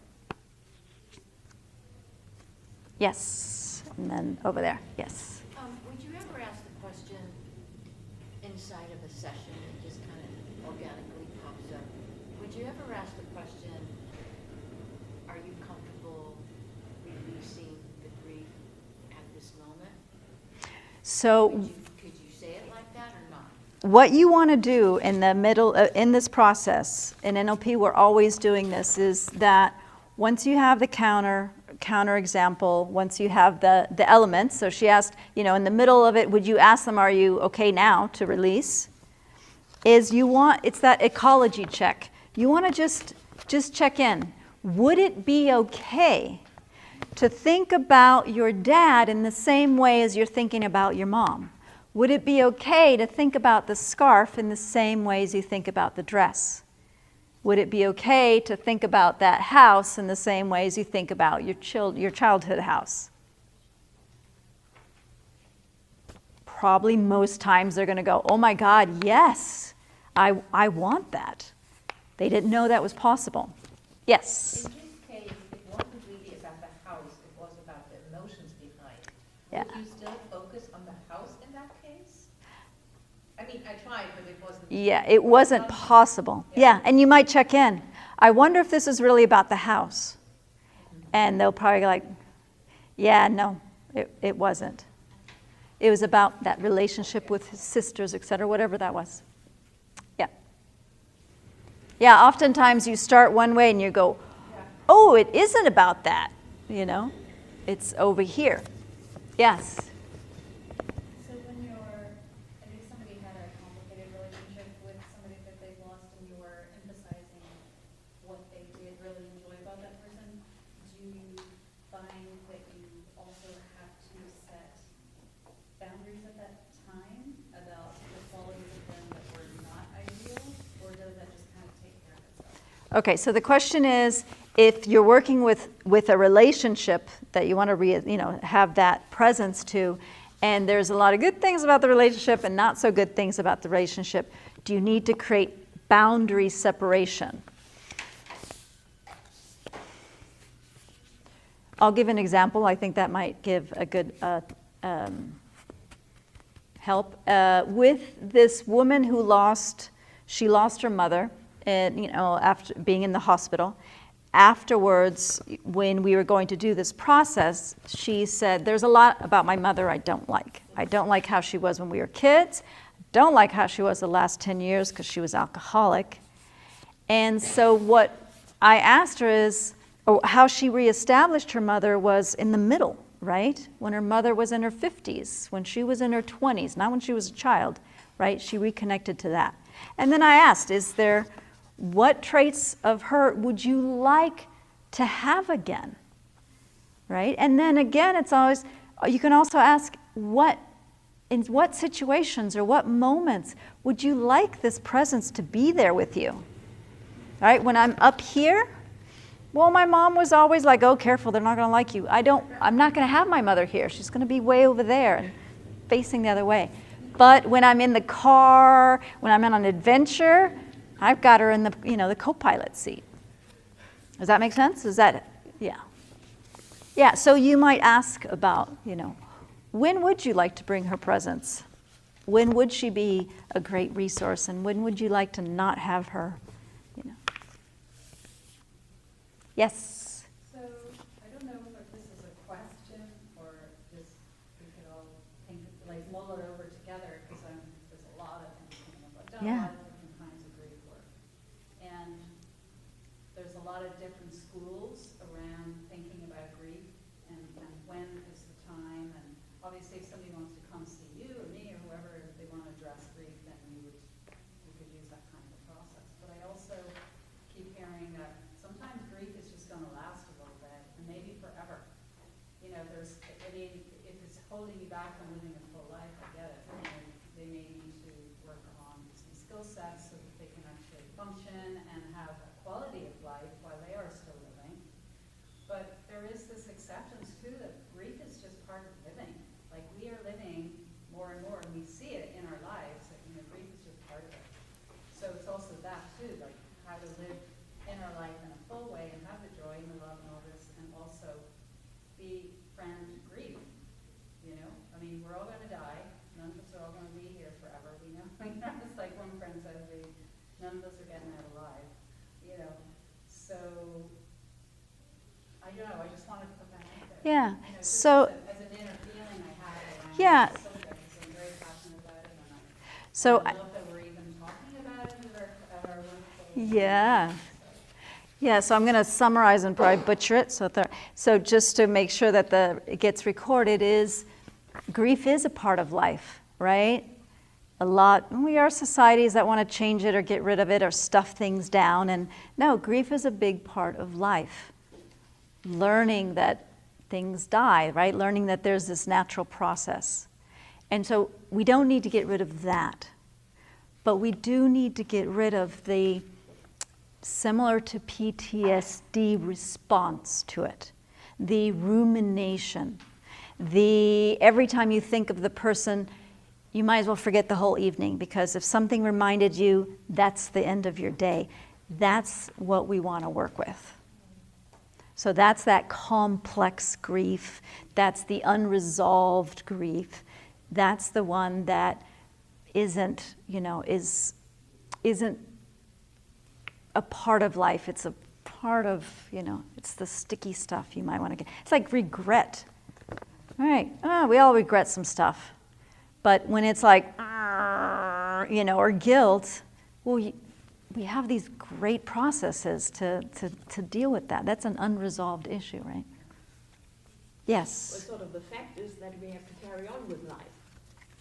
And if we do it with joy, then this is much better for us, for our body and for the surroundings. So I guess it's also about learning that everything that is material, that is something physical, and even our body that will die, but our spirit will live eternity.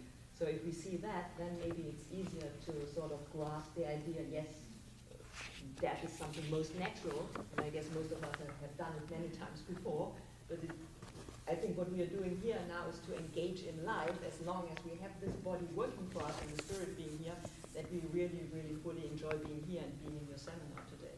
I think that's what that's how I see it. Yeah, I guess it's in a way, it's like having our society doesn't have a process to grief, right? They're just like waiting for you to step back out of your house and stuff. And so this is just a full process to deal with what happened, to clear that piece, to reconnect, to remember the good things, to carry that legacy with you, and to reestablish a healthy relationship to life and death. Oh, yeah, I mean, I get that part. It's just because society has not embraced death to begin with. Yes. Let's look back 6 years ago, or 3 years ago, fear. Oh my God, like that was a huge part of it that I felt was like, are people just so afraid of dying? Like, that it's not because in Western we don't look to it that way. So Yeah, people are afraid of dying and they don't talk about it. I remember when my mother died, it was a car accident. And when I got back to work, certain people that I was never connected to came to me. And they were like, my mother died or something. And all of a sudden I felt like, this is kind of weird. It's like there's the club of the real people who've gone through real things in life, and the club of the people that are pretending that life is forever and that it's not ever going to happen to them, and it was like, wow, I didn't even know this club existed until it happens, and they come like, yeah, I remember I had someone from work that I wasn't even very close to calling me every day, checking in. It's like, because he understood. It's like, wow. This thing. I just entered this club. Yes. You had talked about the basic 3 steps. Yes. And the first thing was how they think about it. What's number 2 and 3? So you will see on the thing, there is, on the thing, my family's always like, use your vocabulary. So you will see, you're going to first work on make sure there's no obstacles to your success. No traumas or something, angers, or totally they are just like this deep core sadness or abandonment. You want to work on that first because it's going to get in the way. Then you want to work on the switching, the submodalities from here to here. And then you want to future pace the qualities of that person that they are dear to. Yeah. You want to make sure you're successful by not having any obstacles. If it's, and you can start the submodalities, and as you know, your experience is if there's some stuff here, it's going to get in the way, and you're like, okay, let's try something else first. Okay? Yes. Her particular loss was the loss of confidence, and the whole thing, like, it didn't take too long for me to figure out, well, it's tied into the phobia too, and so I just switched to, I think, to do her the most amount of good to help her with that. And her hands are like ice cold when we're starting, and really warm, and everything else, so. Yeah. Yeah, you. To me, it's like, there's like no point going any further because it was like very obvious, you know. Yeah, so what was, what he said was, yeah, they're going to start this process of a loss of something, but as you go through, you realize, oh no, no, there's a phobia attached. Okay, let's go there. Yeah. Yes. Intake process. Yes. When one of your client comes to you at your office, do you have any intakes that clients would mark, or you sit with the clients and just get the client to process? They call that intake process. You'll have a general intake. So the question is, does the intake process, do you have something to check mark these elements? I don't. Most of my clients are chronic disease, so my intake is about, what symptoms do you have and when, right? During the interview part of the process in that week, hey, I saw last time when we, or they'll come in with it, or I said, in the last session we looked at this, I noticed that when you talk about your mom, your energy shifts. I wonder if you would like to change that. Or if they cancel the session because it's the anniversary, and the next time they come in, how are you doing? A little better. Okay, I think I'm ready to work on my symptoms. And they said, well, I noticed that you had to cancel because it was this anniversary, the death anniversary. I wonder if you'd like to change that. They don't know there's this possibility. They're not coming in saying, hey, I've got a grease thing I'd like to reattach. You might just propose it. And they might say, no, not today. Okay, let's do something else. Or that's a possibility. Let's try it out. Let's see what happens. My experience is during the initial interviewing, which takes 15 minutes or 20 minutes, I am able to identify the trauma. Yes. Before I start to work on that trauma. Yes, as you're doing the interview, if you identify, oh, there's that trauma, you go and work on it, yeah. Then I go to the next phases. Fantastic. Yep. Layer by layer, it's an onion. Absolutely. If the trauma is holding there, the snake is there. And Yeah, if the snake is there, you're gonna, I better deal with this because I can't get behind it. Yes. Can you help me again when you were talking about the second step, and you were shifting the position from there to there? What was the position shift there? So what was the position shift? That second step is about how do they see that person or situation that's unresourceful, and how do they see, experience that person or situation that is still very present to them. Oftentimes it's a location difference. Or this one is an empty house and this one is, alive and well and many people and much noise. I want to shift, if this is about dad and all you see is his empty house, and this is your sister and what you see when you think about her, which is a resource, it's her screaming, the kids, the dogs. I want to take dad and move him into that space, into that mental.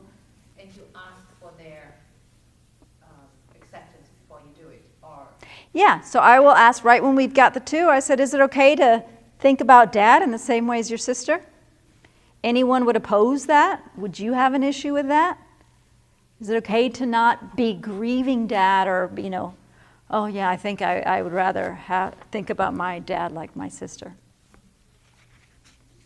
Yes? So, along with this whole process of grief release, we also have that sense of connection with self, right? Somewhere when maybe we lost a job, or lost a geographical place or a childhood home, there's a sense of self associated with that.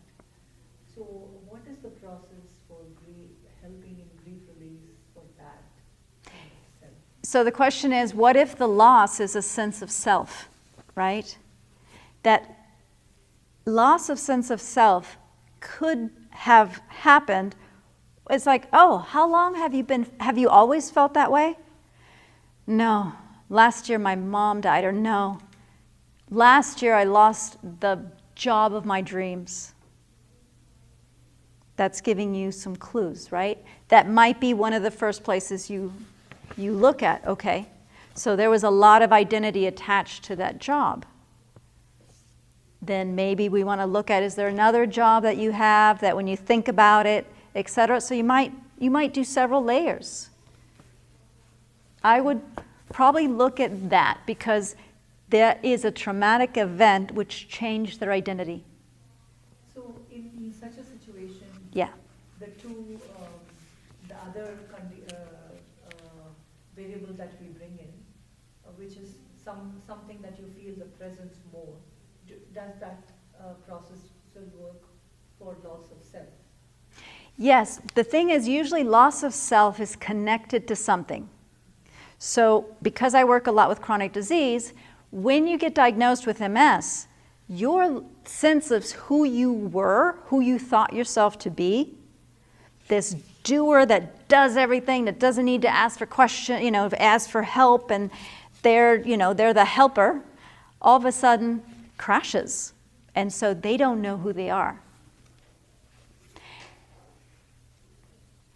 In that case, oftentimes it's connected to the multiple sclerosis. Perhaps you want to do several layers to that. I would look at, I'm just thinking about, I don't know if this is a good example, but I'm going to throw it out there. Every time they step and they feel their foot different, they think, I'm not who I was.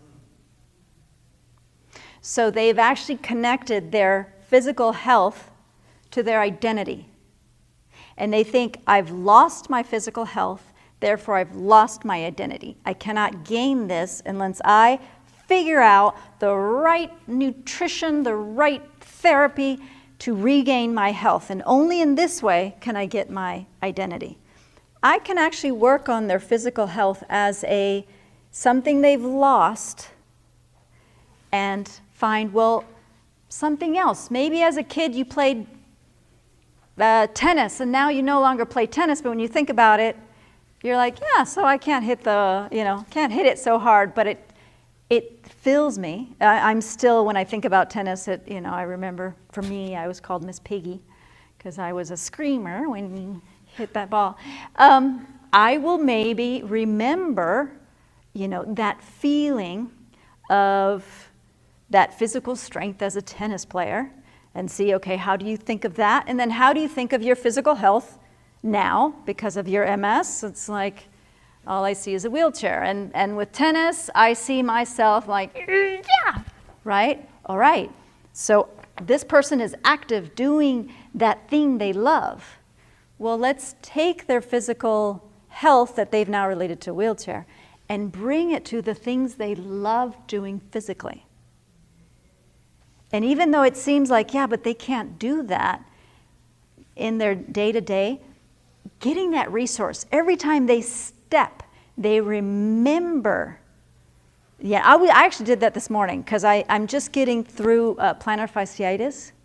Not very comfortable, right? I know where it was at. I know last year I had a long-term stressor, and then one more thing hit it, and I was like, darn it, this hurts.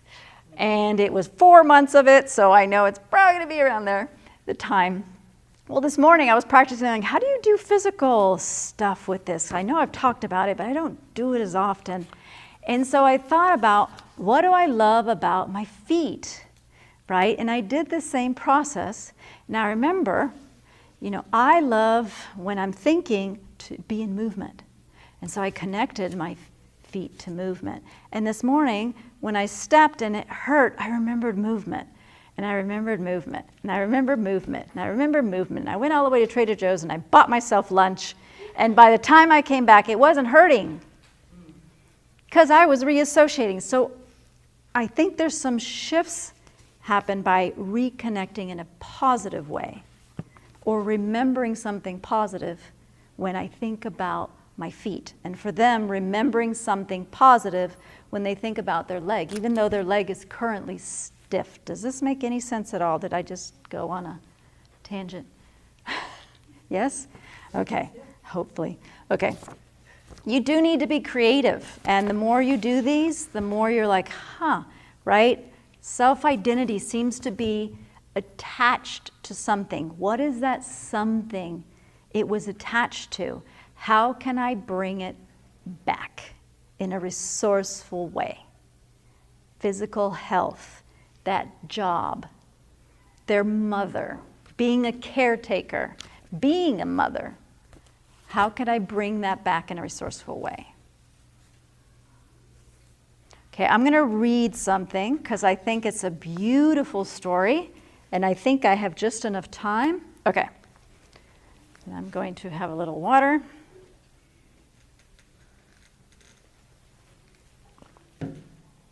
And I'm going to get some glasses because it's not short. Okay.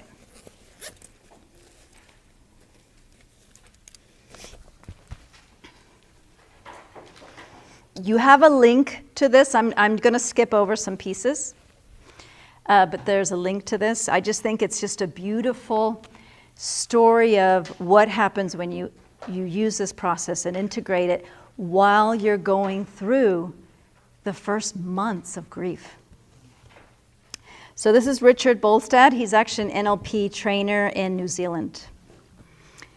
And he writes, I want to begin by thanking Steve and Connie Ray for the gift they delivered to me and the world with this one.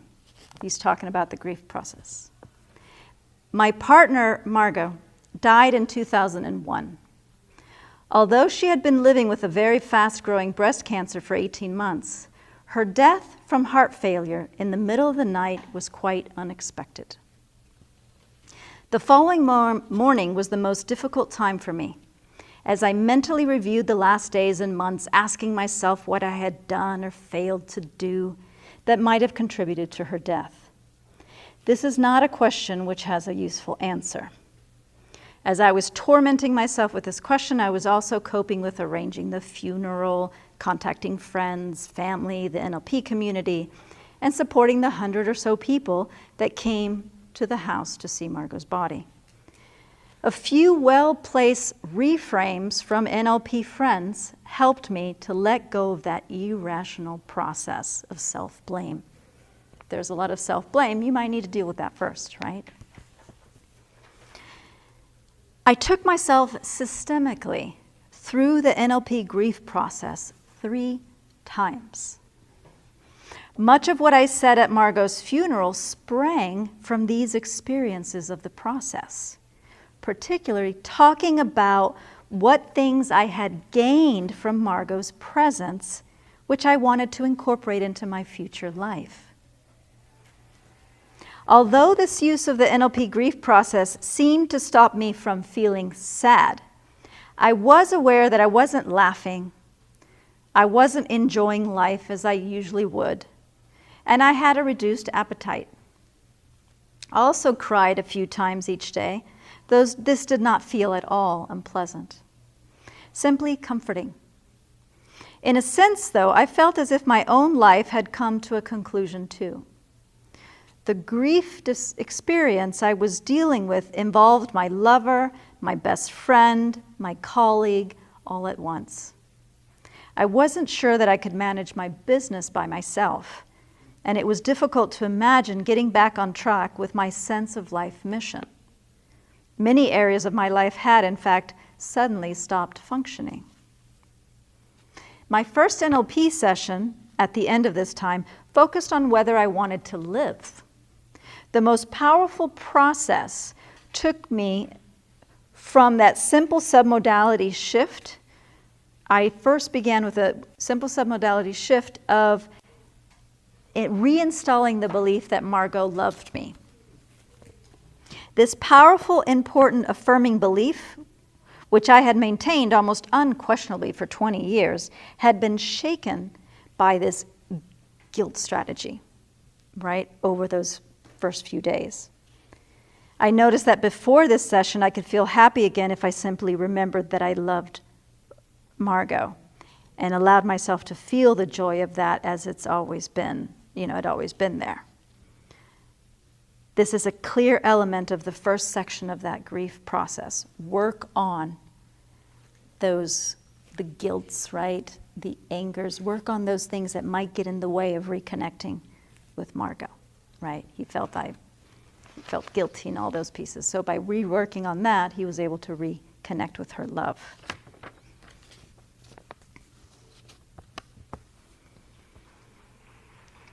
It almost shocked me how supportive my friends and family were over the first few months after Margot's death. I was clearly more emotional than usual, and I found I was often moved to tears by the continuous gifts of time and resources, the constant checking in that I was okay. I both did my first teaching and wrote my first articles 4 weeks after Margot's death. It had taken all that time to get back to a state where that was manageable, but it actually felt good to do it. After that first teaching, I knew I could, in fact, manage my life alone. I had begun to redefine myself, because his sense of self was connected. I had begun to redefine my sense of self as a separate person from Margot, even enjoying rediscovering aspects of myself, such as my taste for rock music, which had been held in abeyance, while I was in that relationship. Exactly a month after Margot's death, I noticed I was actually enjoying a conversation with a woman hairdresser and feeling the same kind of relaxed ease I might have when Margot was alive, right? He's projecting things onto the future, and he's starting to notice them occurring. That relaxed ease. That made me realize I had been holding myself back from feeling any closeness in case I somehow betrayed my relationship with Margot. 2 months after her death, I went on this kind of date, not a real date. I felt I was just doing most of it just because I wanted to feel alive, rather than being based in some genuine interest of other people. I just wanted to check it out. And it was actually nurturing. Actually, when I thought about the possibility of having a relationship with another person, I couldn't see the point. I felt as if the love of my life had been Margot, as if any new partner needed to understand that my heart belonged to her. And at this time, the two pieces of the grief process seemed imperfectly aligned. Holding Margot's memory close to my heart, the result of the submodality shift, made it seem less significant whether I got many of the things she had given me from other experiences in my life. However, increasingly, I noticed that when I allowed myself to feel in love with Margot or with anyone else, right, that future pacing, life felt suddenly richer and more worth living. By 4 months after Margot's death, I was more focused on the feeling of loving rather than on a specific person needing to be a specific person. This made it possible for me to enjoy having even an intimate relationship a year after Margot's passing. Over the 6 months after Margot's death, I had a long series of very unusual dreams, which created the experience skeptically I might say, the illusion of ongoing contact with her. Real or not, this was such a significant part of my healing from grief that I want to mention this phenomenon here. The first dream occurred just a week after her death. I felt fully awake in the dream. I was aware who I was, all the usual events of life. I knew I was dreaming. The visual background of the dream was quite strange. Usually my dreams are, if anything, darker than normal reality, but in this dream, only Margot and I were present, and the background was an uninterrupted, intense, but undazzling, bright white light. I knew that Margot was dead, and in the first dreams, I discussed this with her, puzzling over the fact that I could touch her dream body. I expressed surprise at the submodalities and said I didn't usually have such convincing kinesthetics in a dream. Yes, the content of these dreams involved very simple discussions where Margot's main goal was to tell me that I'm fine and you'll be fine too. It was also easy for me to decide during the day what questions I wanted to ask Margot and ask them during my night's dreams. 3 months after Margot's death, the submodality structure of these dreams changed. Suddenly and inexplicably, in one of those white light dreams, a low wall suddenly appeared behind Margot. She took my hand and we walked across it, with me thinking skeptically that this is some sort of interesting metaphorical occurrence of some sort. Suddenly, we were walking together, though, down this hill to a beach, which I realized somehow was near a town, maybe in northern Europe. "Do you remember this place?" she says. "No," I replied. "Your name was Willie, and I was."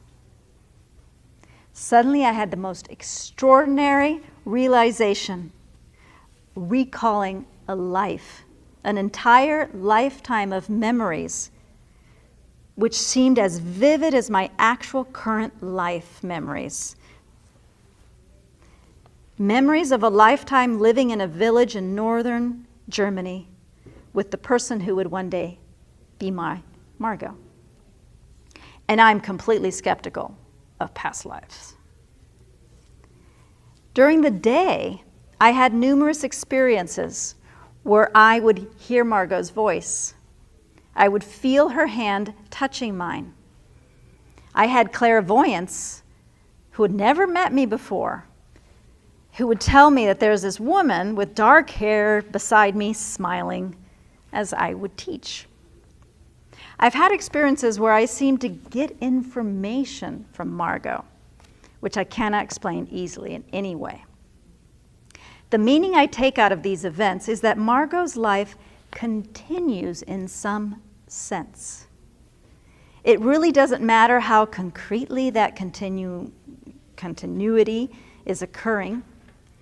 The sense of her ongoing life is a significant part of my adjustment to her death, exactly as Connie Ray and Steve's grief process would predict. It's worth mentioning that I had also run the NLP trauma process for certain earlier events which I had found disturbing in the period of Margot's illness.